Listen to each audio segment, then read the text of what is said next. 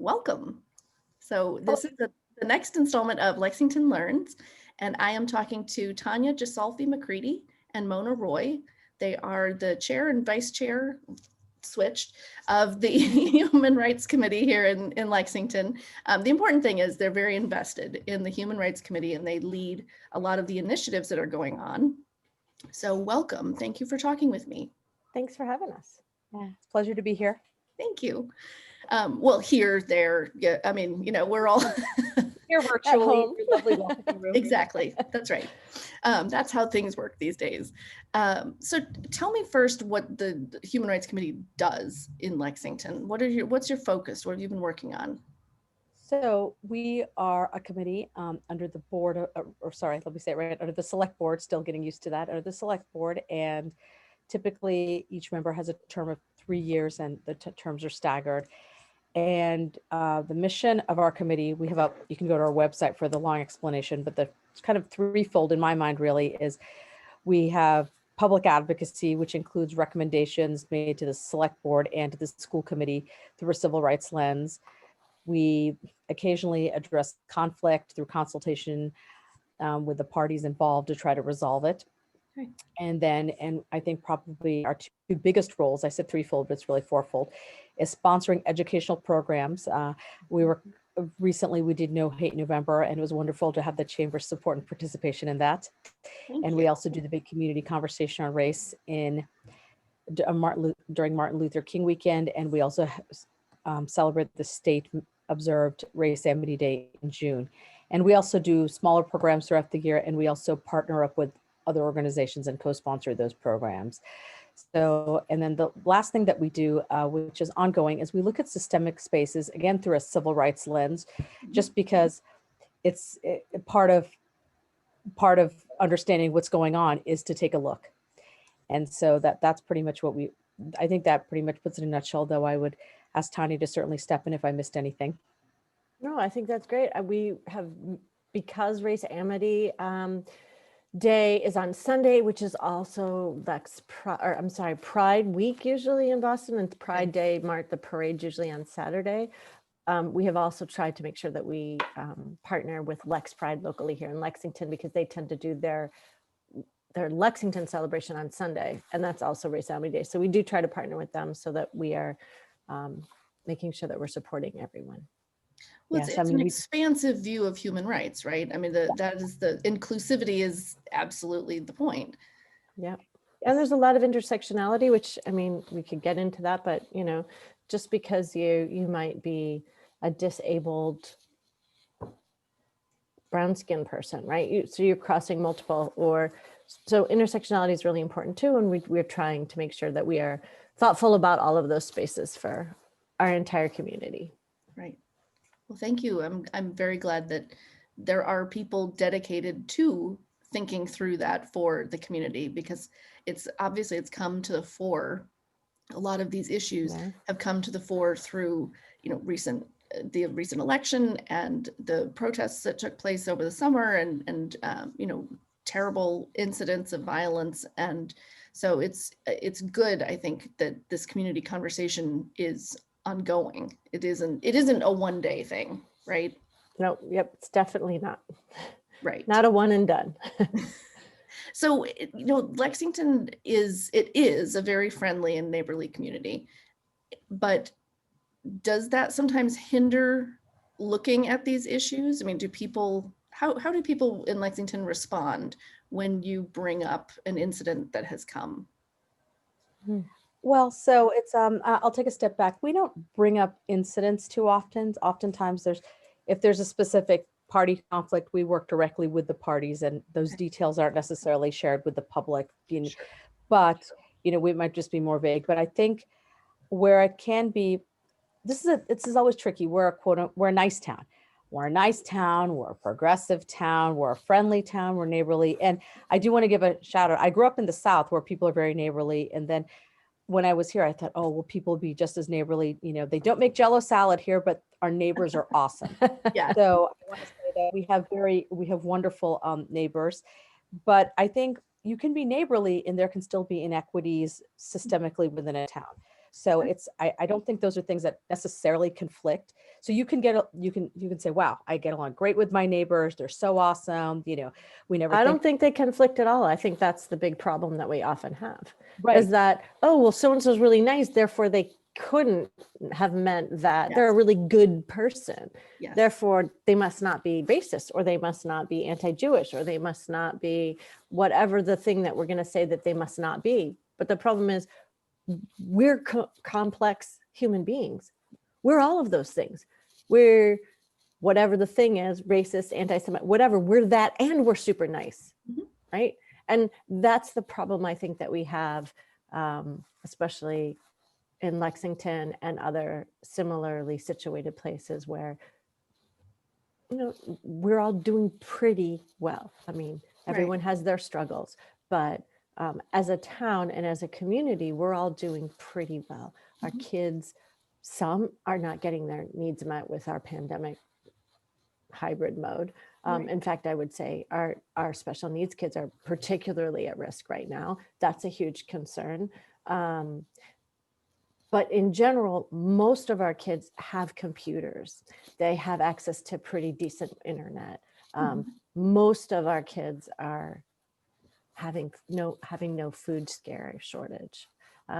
We have roofs over our heads. I mean, there are a lot of things that we have here in Lexington that we need to be grateful for. Of course. Yes, I think so. And I also think that I think what sometimes is very challenging for a community like ours, and where it seems that we are, relatively speaking, not resource poor. We're not resource poor. We're not education poor. It's a highly educated population.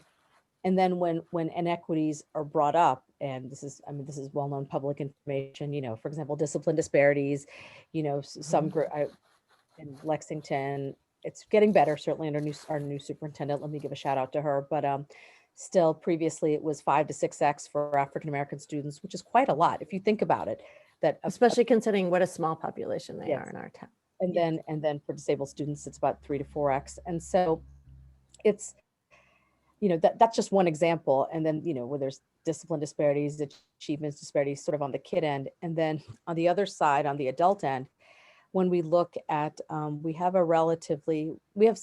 would say we have some racial, ethnic, I never know the right term to use, diversity in this town, but certainly it's still, it's still a pretty, I don't know how to quite say this exactly. I would say that certainly a majority of our leaders and a majority of, I would say, maybe the most respected and powerful voices in town, they are white. I mean, and that's just, and it's not anyone's fault. It's kind of the way it is, but it's important that as we continue to evolve, that we work towards bringing in more voices, a diversity of experiences, perspectives, so that our town can be richer. Because I think, in fact, the place where I do see diversity, I'll throw it back at you, is the chamber. You seem to have a lot of, I was going to say the one place I'll flip it is maybe you should share with us, because it seems that you have a lot of a diversity of owners. Am I mistaken? No, you're absolutely right. I would agree that diversity in the business ownership is where you often do see diversity across Lexington, and we're proud of that. I think the business community, it allows for, how do I say this the right way?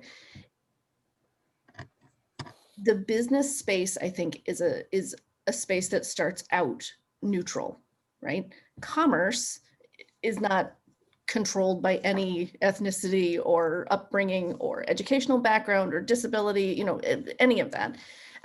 When you want to start a business, you start a business. It's all down to you and your talent and your effort.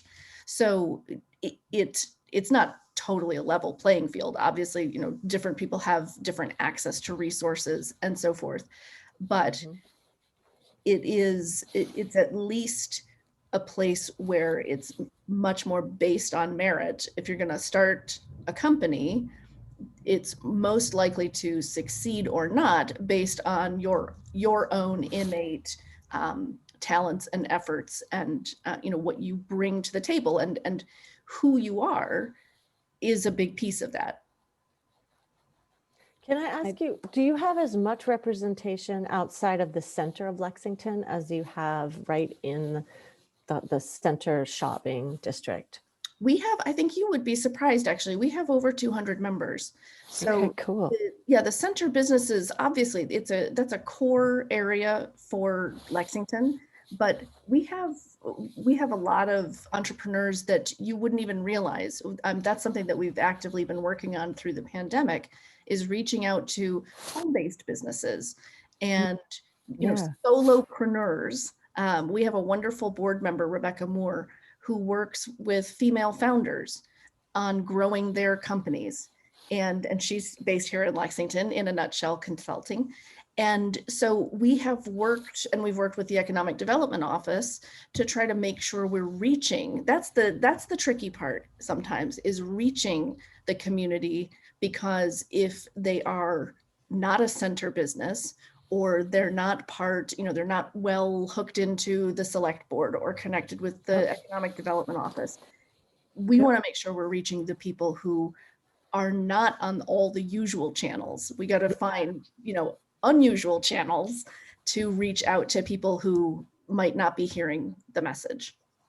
Yeah, I was thinking, as I'm an East Ender, I was thinking the East End of Lexington often doesn't have as much representation. So I wondered where that We fell did, with with Taste of Lexington, we worked really hard to make sure that we got the word out. So we had, if you look at the map on the Taste of Lexington guide, we have, yes, the map is for the center, but we've got little arrows going off. We've got a bunch in the Hartwell area. We have a lot going on in the, as you said, East Lexington, where, we Great Harvest Bread and Wicked Bagel and, all of that stuff over there. And again, it isn't just the walk-in businesses that you think of with commerce. You think of Taste of Lexington, you're thinking restaurants and shopping, but like the Colonial Times is over there. Yeah. Tarpey Insurance is over there, and car dealerships. And there's so much throughout the town. I think I agree. The chamber agrees that if we're only focusing on the center, we're missing out on a lot of the richness of Lexington. That's awesome. Thank you. Oh no, I'm glad you guys brought that up. That's great.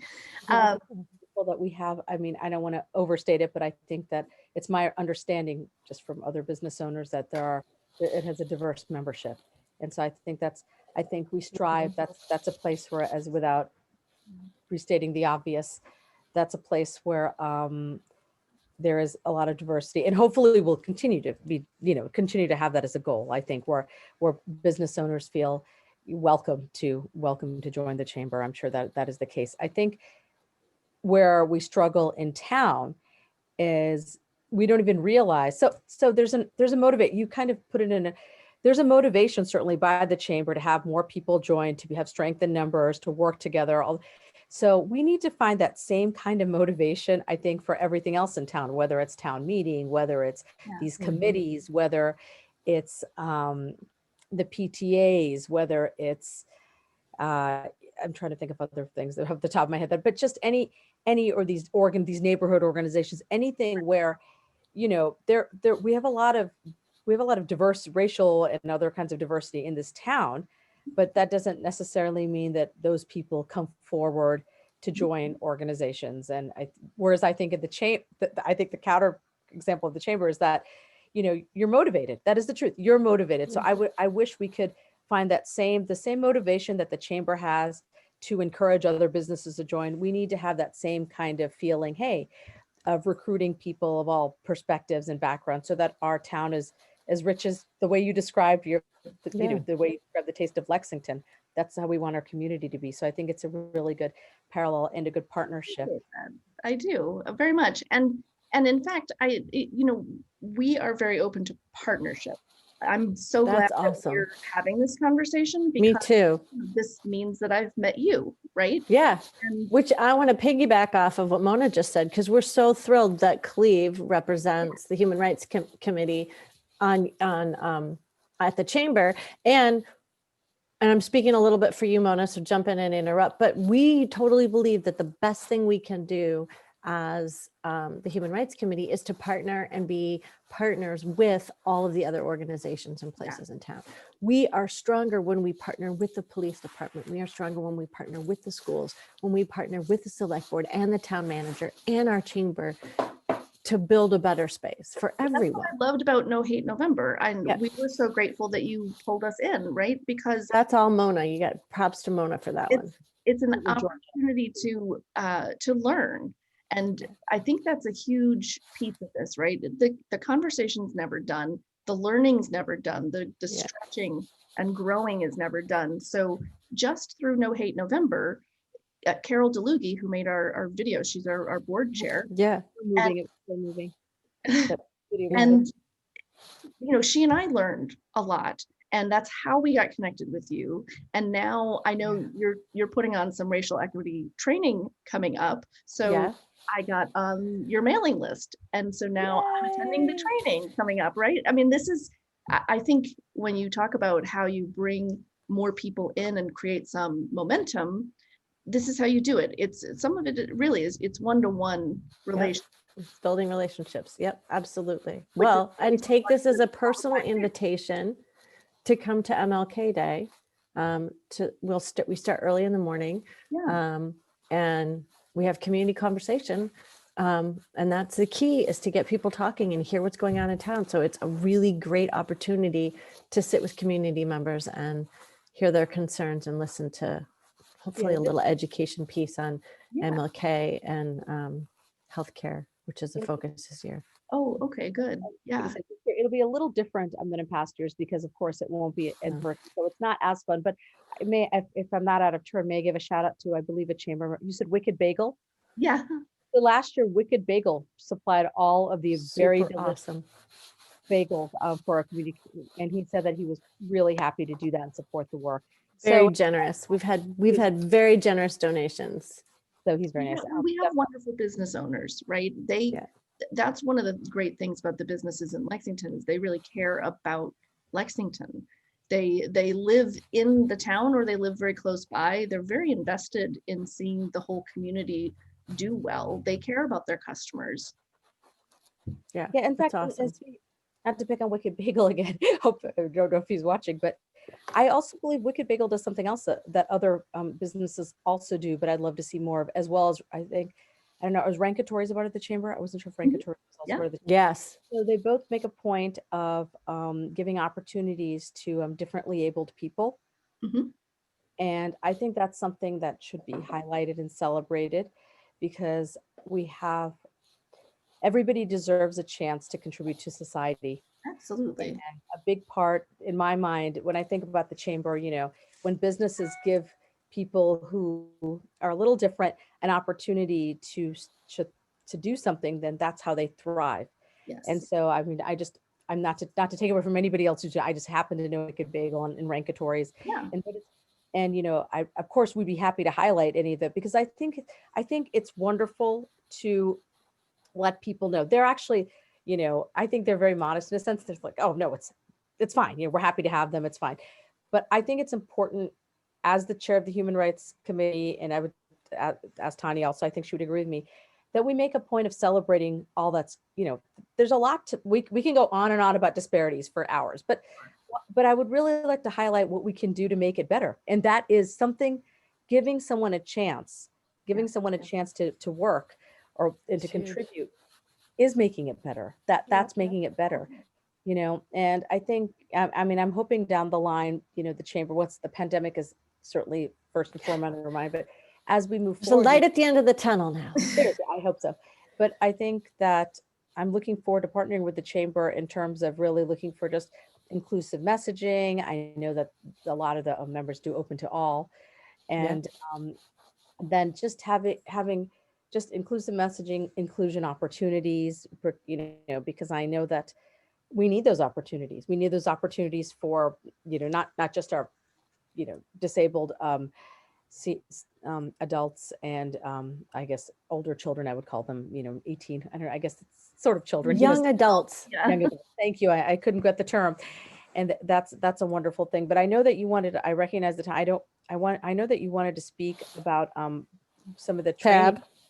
Yeah, tab. And Tanya, who I'll say it because she's a bit too modest. One of her flaws is, but I think you saw, this is really her. We're very fortunate to have her on the Human Rights Committee. She is not only a trainer, but she's a trainer of trainers. So she's Mhm.